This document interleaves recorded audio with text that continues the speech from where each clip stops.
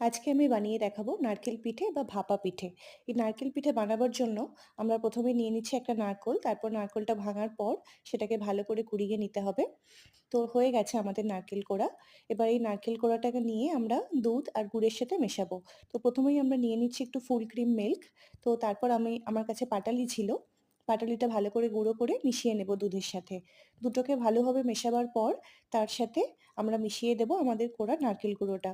তারপর প্রত্যেকটা আইটেমকে ভালো করে মেশাতে হবে। মিশিয়ে একটা স্মুথ টেক্সচার বানাতে হবে। একটু ভালো করে সবকিছু মিশে যাওয়ার পর আমরা মিশিয়ে দিলাম একটু দুধ গুঁড়ো। তারপর আবার ভালো করে সেটাকে মেশাতে থাকবো। তারপর এই টেক্সচারে যখন এসে পৌঁছবে তখন আমরা গ্যাসটা অফ করে দিয়ে এটাকে একটু রেস্ট করতে দেব।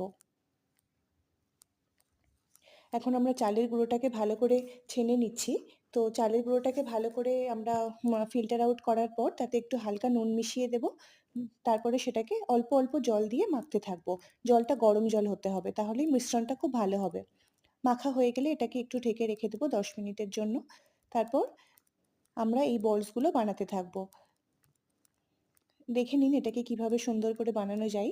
এইভাবে গোল করে বলস বানিয়ে তার সব মধ্যে ওই নারকেলের স্টাফিংটা দিয়ে সেটাকে ভালো করে মুড়ে নিতে হবে।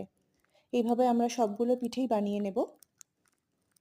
তারপর একটা গ্যাসে এই পাত্রটা বসিয়ে জল গরম করে সেটাকে ভাপাতে দেব। তারপর সব পিঠেগুলো ওখানে দিয়ে ঢাকনা চাপিয়ে দেব। তারপর ঢাকনাটা তুলে নেব 15-20 মিনিট পরে। আর একটু আমরা ঠান্ডা জল ঢেলে দেব, তাতে পিঠেটা আরও গায়ে লেগে থাকবে না। হয়ে গেল আমাদের নারকেল পিঠে। এবার এই পিঠেটা আমি ভেঙে দেখাবো।